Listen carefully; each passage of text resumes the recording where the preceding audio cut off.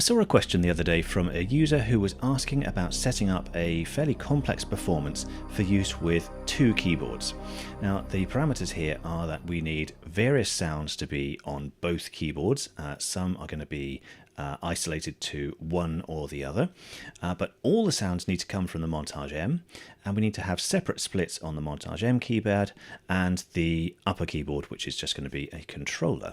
So I answered the question and said, yes, of course, you can do that on Montage M, but I figured it would be useful to do a video to just show how I would do that. So let's talk about the setup first. I've got my Montage M here, connected via a simple MIDI cable to this controller. And for the purposes of the video, I'm going to pretend that this controller is very basic and will only transmit on one channel, which is the case for most of the synthesizer-based controllers that aren't specialist controllers that can create their own splits, etc.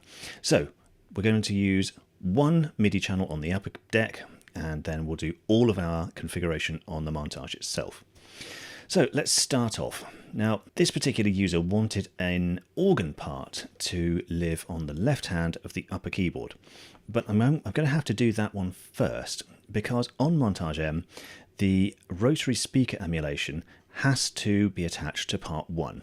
So I need to load a performance with that effect in order for it to work. If I try to add it to a later performance, then you wouldn't find that the Rotary speaker would work at all. So let's go to the category browser and open up something like an organ, and we'll have this rock bars will do. Let's have a quick listen to that.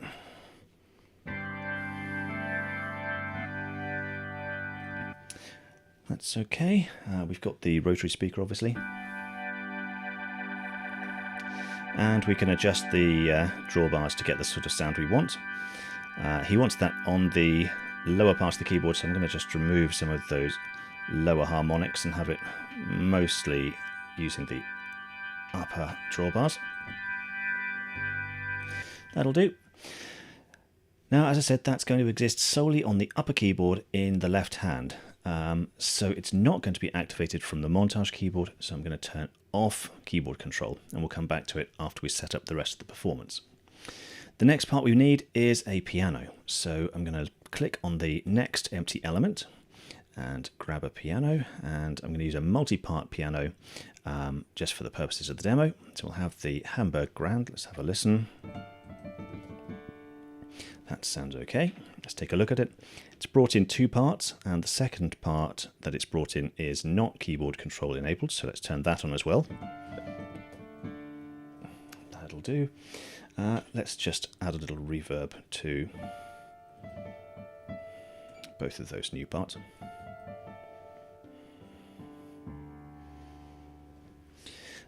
Great, so that's just going to exist on the lower keyboard, spread across the entire range. Now we want a bass, and that's going to just exist in the left hand on the bottom deck. Now, because we're loading a lot of parts here, or at least we will do eventually, I don't want to run out of polyphony, even though we do have bags of it with the Montage M. But just to be on the safe side, in case I decide that I'm going to hold down the sustain pedal for ages, I'm going to try to split my parts between the different engines. So all of the parts I've used so far are sample based, so let's load a bass that is FM based. So that's going to use a whole different section of the synthesizer's polyphony. So we'll hit plus on the next available part and bring in a bass, and I'm just going to filter that down to FMX parts, and let's see what we've got. What this silver box sounds like. Yeah, that's okay. I kind of wanted to use a multi-part bass, but I guess we're going to see how the multi-part things work with the piano, so that modelled thing sounds okay.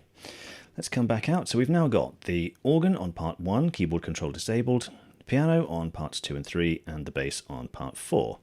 Now, we only want the bass to exist in the left hand, so let's split it to, oh, I don't know, what should we do? Let's go up to, let's limit it up to this B. So I'll just change the display mode so that I've got the ranges available, click on the upper limit of my bass part, press keyboard, and then press the upper limit that I want, which is that B2. Turn that back off again, and now I should have the bass only down here, not up there. Alright, so far so good. Let's change the display mode, or the view mode, so that we can see all the rest of the parts.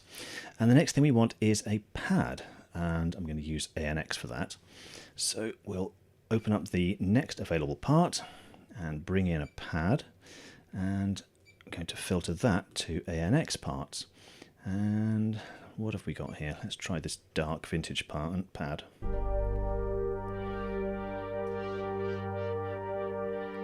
Yeah, I think that'll do. So we'll just come out of there, and the pad, I only want that in my right hand on the bottom keyboard.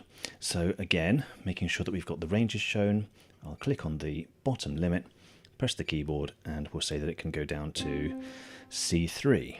So now we've got the bass underneath and the pad above.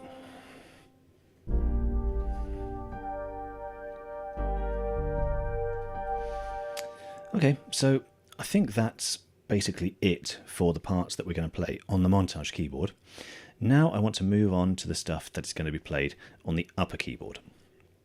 Now, if we go into Utility here and go to the MIDI settings, you'll see that the global I/O channel is channel 1, and all the parts that have keyboard control are going to be transmitting and receiving on channel 1, which is largely irrelevant because we're not doing any transmission here. It's all going to be coming from that keyboard.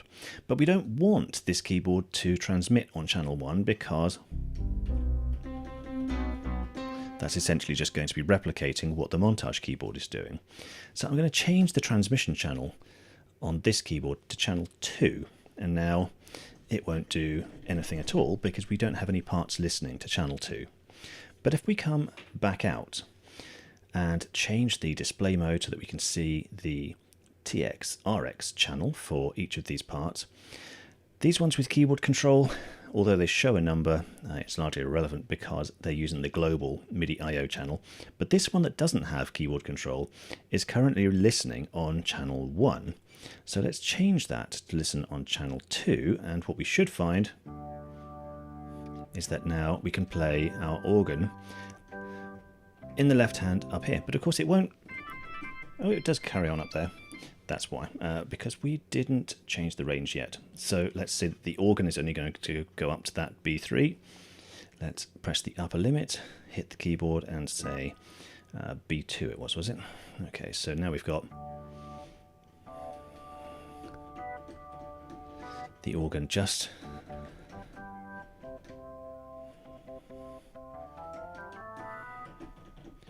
in the left hand up to that B2 there, which I think is what we wanted. But now we want a whole bunch of other stuff. So this particular user said he wanted to have a bunch of additional brass sounds spread across the right hand on the upper keyboard. So rather than using the remaining 3 valuable keyboard controllable parts from this performance, let's go straight up to part 9, which can't be controlled as part of the keyboard control group. It can only be controlled if you select it and play it directly, or if you send incoming MIDI. So we'll press Shift and that 1 to 8, 9 to 16 control over there. And if we switch over to part volume, we now have the ability to select parts 9 to 16. So let's grab hold of part 9 and load a brass sound. Now, where do we go here? Let's have some brass, and I want to change that filter again. Let's have, I don't know, DX1 full synth brass. That sounds interesting. Okay, well, let's have that just for giggles. We'll bring that out. Now, that's occupying parts 9 and 10, and because they can't have keyboard control, I can only play one of those at any one time with the Montage keyboard. If I want to play the second one, I've got to select it.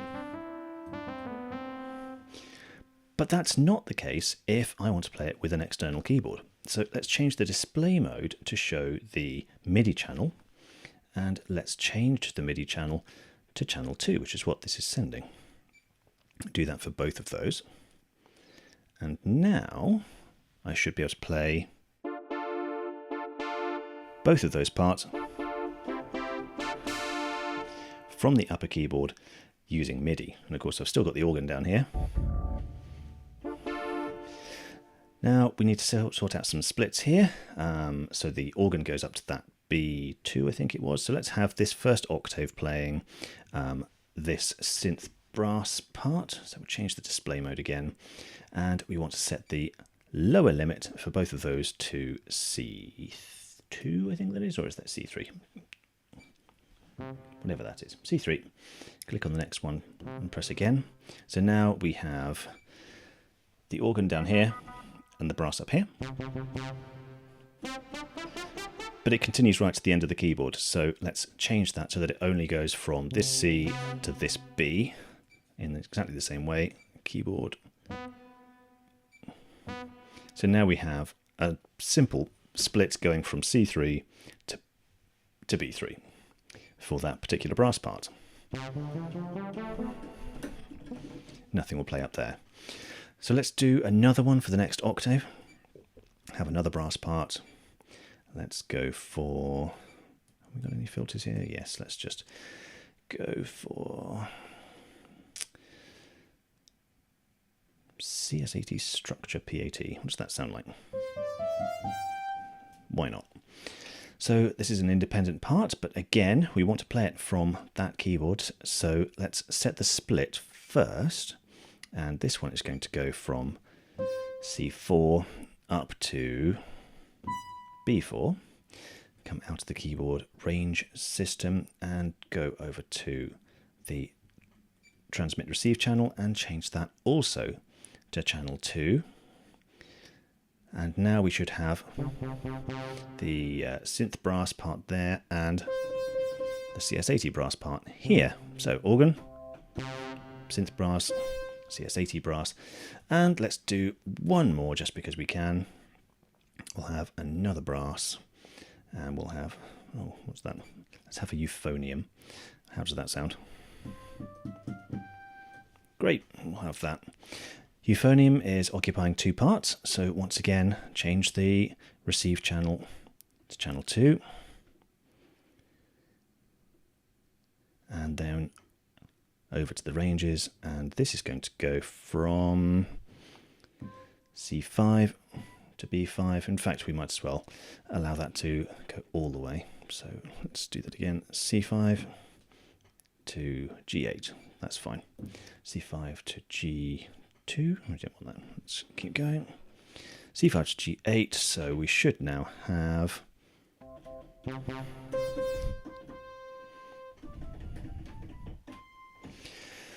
Okay, so what we now have is we have our piano. Oh, we don't, because I don't have common selected. So let's back out of here and get an overview. There is all of my parts. Let's hit common so that we don't have any particular part selected. So with no part selected, I should now get to be able to play everything with keyboard control enabled, which should be the piano and the pad and the bass down there. Meanwhile, up here I should have my organ, my first brass, my second brass, and my third brass. And I can play them all together if I want to.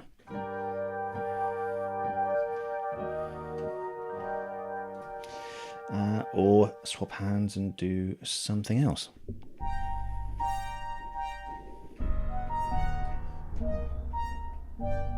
Or something like that.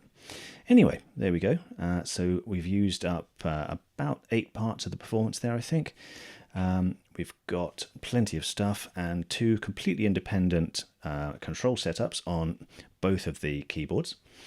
If we want to balance some of that, then we can just come back into control mode, into the performance home here, and use the part volumes. So if I want to change the volume of the organ, then I've got the ability to do that.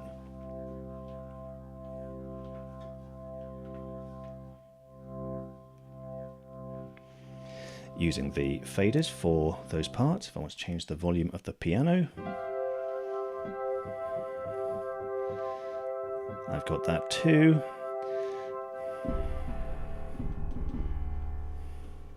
My bass lives on part 4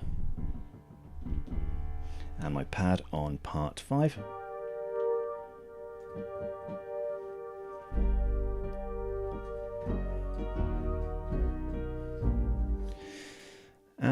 And if I wanted to change any pan or transpose or anything, that's all handled on the montage through the usual way of manipulating parts.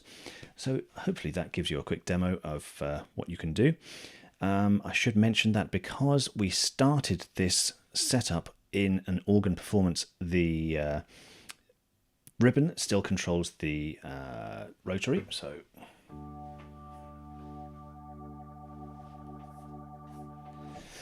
I've still got access to that regardless of which part I have selected. And there we are. That's how to do it.